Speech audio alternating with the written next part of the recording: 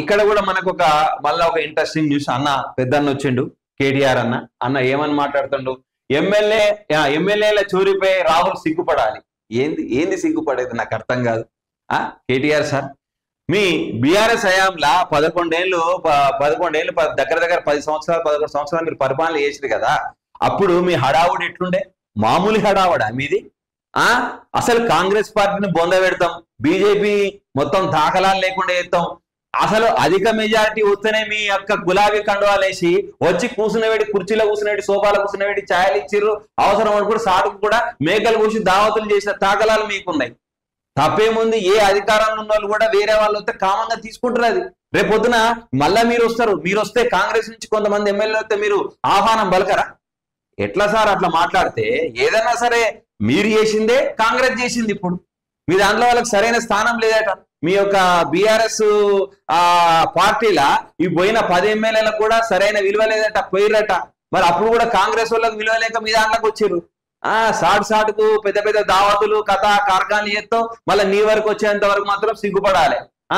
MLA ఫిరాయింపులపై ఆయన ద్వంద్వ ప్రమాణాలు, ఇది ఓటు చోరీ కంటే దారుణమైన నేరం. కాసుల వేటకు మున్సిపల్ శాఖను వాడడంలో రేవంత్ బిజీ.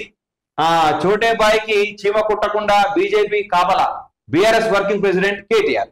బాగానే మాట్లాడుతూ ఇటువంటి విషయాలలో ఏదైనా సరే ఏ పార్టీ అయినా మీరు చేసిన దానికన్నా ఇప్పుడు ప్రస్తుతం ఉన్న కాంగ్రెస్ పెద్దగా ఒరగబెట్టింది ఏం లేదు. ఎందుకు ఒరగబెట్టింది ఏం లేదంటే ఇప్పుడు ఉన్న ఈ 10 ఎమ్మెల్యేలు కూడా వాళ్ళ ప్రాంతాలను వాళ్ళు డెవలప్ చేసుకోవాలంటే వాళ్ళు శాశ్వతంగా వాళ్ళు కూడా గెలవాలని ఏదో ఒక ఆశ ఉంటుంది, శాశ్వతమైన పరిష్కారం ఉంటుంది. ఎవరికైనా సగటు మనిషికి నిరంతరం కూడా కష్టపడే ప్రతి మనిషికి కూడా జీవితకాలం కూడా సంపాదించుకోవాలనే తరికలనే ఉంటాడు. ఏదో 5 ఏళ్ళు పరిపాలించడం, మళ్ళా ఓడిపోయినాం, మళ్ళా ఓడిపోతే ఏమున్నది ఎమ్మెల్యే పరిస్థితి? మళ్ళా గందరగోళమైన పరిస్థితి. ఎందుకంటే ఈయన వచ్చి ఏం చేసిన ప్రజలు తిడతారు మరి. కాబట్టి వాళ్ళు అధికార పార్టీకి పోతే మా నియోగవర్గం ఏమైనా బాగుపడతాను పోతారు. మీ దాంట్లో కూడా మస్తుగా బొచ్చడ మంది వచ్చారు. మళ్ళా మీ వరకు వచ్చేంత వరకు మాత్రం సభా వేదికల మాత్రం తిట్ల వర్షాలే. ఎందుకు తిడుతున్నావు అనేది కూడా నీకు అది కూడా ఆలోచన లేదు. జరా తిట్టేటప్పుడైనా చేసేటప్పుడైనా కొద్దిగా ఆలోచన చేసుకొని తిట్టు. రైట్. ఇగో నేను అన్నగా సిగ్గు అన్నందుకు ఇక్కడ ఎమ్మెల్యే మన కాంగ్రెస్ ఎమ్మెల్యే గారు అన్నారే, సిగ్గు అప్పుడు గుర్తుకు రాలేదా అని అడిగింది. ఇది చూడండి, ఇక్కడ ఎమ్మెల్యేలను బీఆర్ఎస్ లో చేర్చుకున్నప్పుడు ఏమైంది? పెగ్గులు పోసి వాళ్ళకు రాజ్యసభ అవకాశం ఇచ్చారు. చట్ట ప్రకారమే ఎమ్మెల్యేలపై స్పీకర్ నిర్ణయం.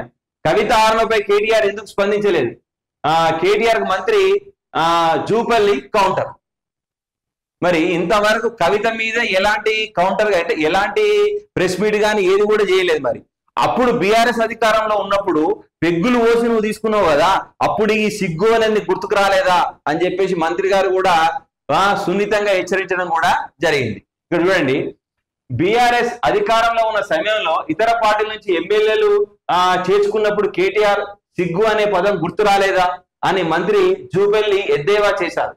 ఉద్యమ సమయంలో కేసీఆర్ కుటుంబ సభ్యులు సిగ్గులేని పనులు ఎన్నో చేశారని, పెగ్గులు పోసి వారికి రాజ్యసభ అవకాశం ఇచ్చేటప్పుడు సిగ్గు అడ్డు రాలేదా? మరి కరెక్టే కదా, నువ్వు కౌంటర్ వేసినప్పుడు కూడా అధికార పార్టీ కూడా కౌంటర్ వేస్తుంది. దానికి కూడా 100 and 200% మీరు ఆన్సర్ చెప్పాల్సిన పరిస్థితి ఉంటుంది.